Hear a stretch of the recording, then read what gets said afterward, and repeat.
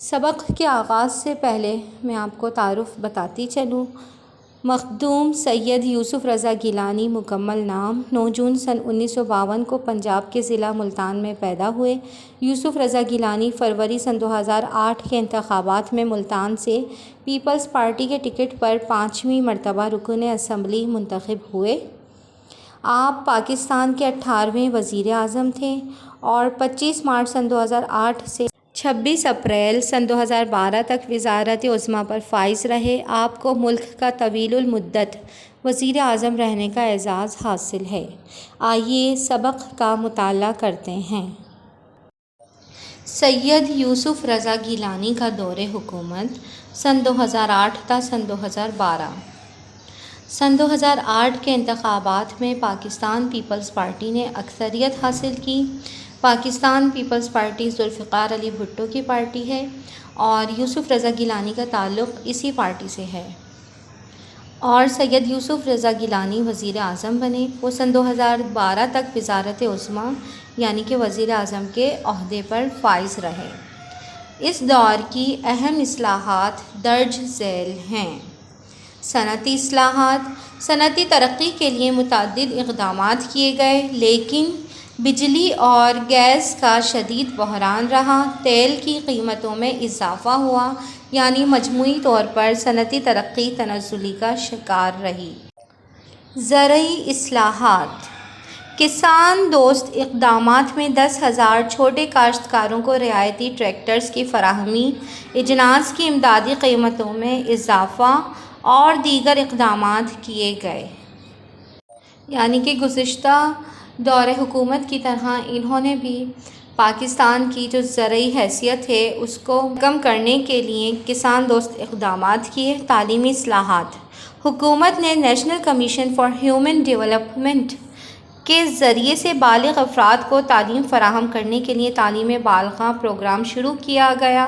دہشت گردی سے متاثرہ علاقوں میں تباہ شدہ تعلیمی اداروں کی تعمیر نو کے لیے اقدامات کیے گئے۔ تعلیم بالغاں سے کیا مراد ہے؟ تعلیم بالغاں ایک ایسا تدریسی طریقہ جن کے ذریعے بالغ افراد کو بنیادی تعلیم دی جاتی ہے جس سے وہ پڑھنے اور لکھنے کے قابل ہو سکیں، یعنی کہ بڑی عمر کے افراد۔ دہشت گردی سے متاثرہ علاقوں میں تباہ شدہ تعلیمی اداروں کی تعمیر نو کے لیے اقدامات کیے گئے۔ ان کے دور میں دہشت گردی کافی ہوئی تھی، اور اس سے پہلے پرویز مشرف کے دور میں بھی افغانستان اور امریکہ کی جنگ جاری تھی، جس کی وجہ سے بارڈر پر کچھ علاقے ایسے تھے جہاں پر اس کے اثرات ظاہر ہوئے تھے۔ تو جو بھی دہشت گردی سے متاثر علاقے تھے وہاں کی تعمیر نو اور خاص طور پر تعلیمی اداروں کی تعمیر نو کے لیے کام کیا۔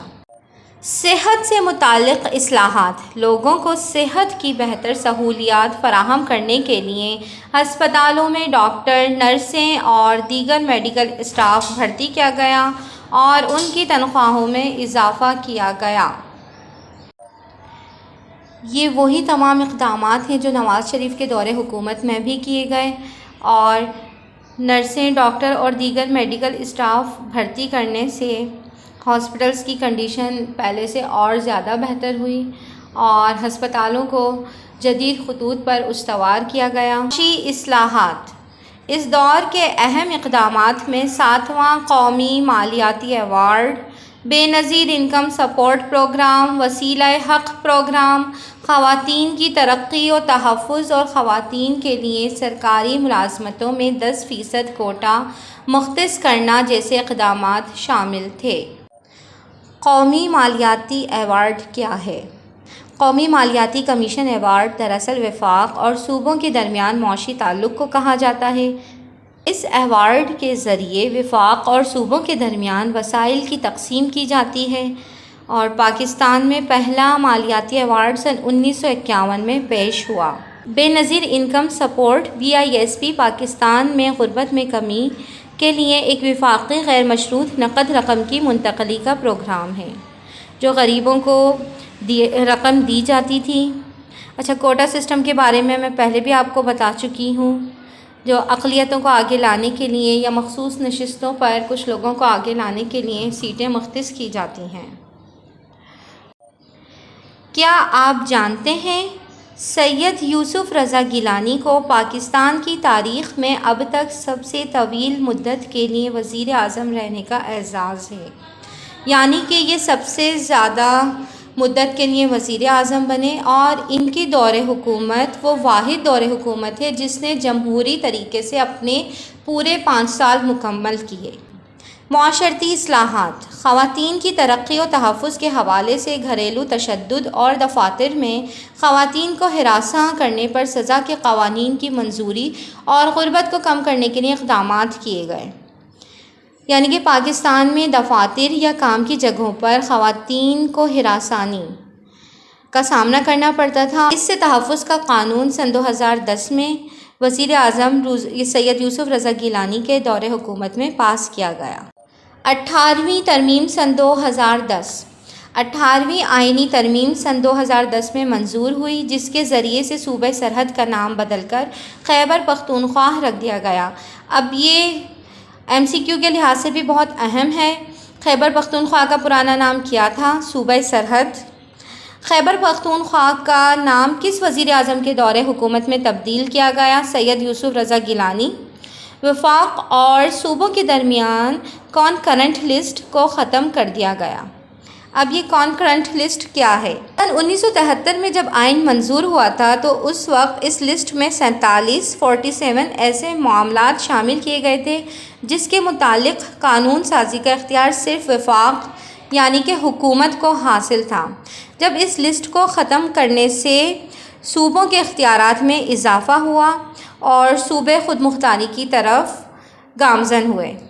اعلیٰ عدالتوں کے ججوں کی تقرر کے لیے جوڈیشنل کمیشن آف پاکستان اور ایک پارلیمانی کمیٹی بنائی گئی۔ جوڈیشنل کمیشن آف پاکستان اعلیٰ عدالتی نظام کو کہتے ہیں۔ ملک کے اعلیٰ ترین عدالت میں نئی تقرری تبادلہ کے لیے اجلاس اور اہم فیصلے اسی کمیشن کے تحت ہوتے ہیں۔ اس میں 7 اراکین ہوتے ہیں جو 19ویں ترمیم کے تحت 9 کر دیے گئے تھے۔ اس میں چیف جسٹس آف پاکستان کے ساتھ ساتھ عدالت کے سینئر ترین جج بھی شامل ہوتے ہیں۔ یہ 19ویں ترمیم کا احاطہ بھی میں نے آپ کو ساتھ ساتھ بتایا ہے۔ 19ویں ترمیم سن 2010، اس ترمیم کے منظور ہونے کے بعد جوڈیشنل کمیشن کے ارکان کی تعداد 7 سے بڑھ کر 9 ہو گئی، اور اس کی صدارت جو ہے وہ سپریم کورٹ کے جو جج ہوتے ہیں وہ کرتے ہیں، چیف جسٹس آف پاکستان۔ 20ویں ترمیم سن 2012، اس ترمیم کے تحت سینٹ، قومی اسمبلی اور صوبائی اسمبلیوں کے 28 ممبران کے ضمنی انتخابات کو قانونی تحفظ فراہم کرنا تھا۔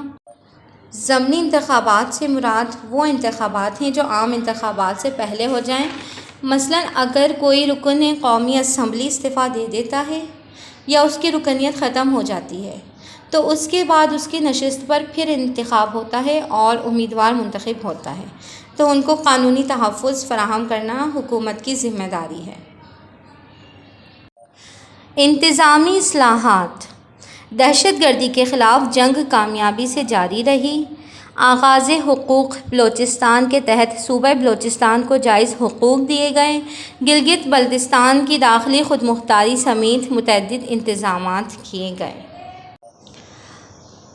ان کے دور میں اندرون ملک دہشت گردی کے واقعات میں اضافہ ہوا تھا، جس پر قابو پانے کی بھرپور کوشش کی جا رہی تھی۔ ان کے دور حکومت میں اندرون ملک دہشت گردی کے واقعات میں اضافہ ہوا تھا، جس پر قابو پانے کی بھرپور کوشش کی جا رہی تھی۔ اور یہ جو بلوچستان ہے، آپ جانتے ہیں بلوچستان رقبے کے لحاظ سے سب سے بڑا صوبہ ہے اور آبادی کے لحاظ سے سب سے کم آبادی والا، تو صوبہ بلوچستان کو اس کے جائز حقوق دینے کے لیے کوشش کی گئی تھی۔ حکومت کا خاتمہ، 19 جون سن 2012 کو توہین عدالت کے مقدمہ میں سپریم کورٹ کے فیصلے کے تحت سید یوسف رضا گیلانی کو اپنا عہدہ چھوڑنا پڑا۔ اس کے بعد راجہ پرویز اشرف سن 2013 تک وزیر اعظم رہے۔ جی، پہلا سوال ہے، سید یوسف رضا گیلانی کا دور حکومت کب سے کب قائم رہا؟ اس کا جواب ہے سن 2008 سے سن 2012 تک۔ وزیر اعظم رضا گیلانی کے دور میں ہونے والی آئینی ترامیم تحریر کریں۔ ان کے دور میں ہونے والی آئینی ترامیم انتہائی اہمیت کی حامل ہیں، آپ کو اچھی طرح سے یاد ہونی چاہیے۔ پاکستان کی تاریخ کے سب سے طویل المدت وزیر اعظم کا نام بتائیے۔ آپ کے ذہن میں بالکل صحیح جواب آیا ہے، سید یوسف رضا گیلانی۔ وزیر اعظم رضا گیلانی کے حکومت کا خاتمہ کی وجوہات بیان کریں۔ حکومت کے خاتمے کی وجوہات: توہین عدالت کا مقدمہ تھا، جس کے سبب سپریم کورٹ کے فیصلے کے ذریعے یوسف رضا گیلانی کو اپنا عہدہ چھوڑنا پڑا تھا۔ امید ہے آپ کو آج کا لیکچر اچھی طرح سے سمجھ آیا ہوگا۔ کل نئے لیکچر کے ساتھ پاکستان کے عام انتخابات سن 2018 دوبارہ حاضر ہوں گے۔ سبق کو اچھی طرح سے یاد کیجیے گا، ذہن نشین کیجیے گا اور لکھنے کی پریکٹس بھی کیجیے گا تاکہ آپ کے املا کی تصحیح ہو سکے۔ کل تک کے لیے اللہ حافظ۔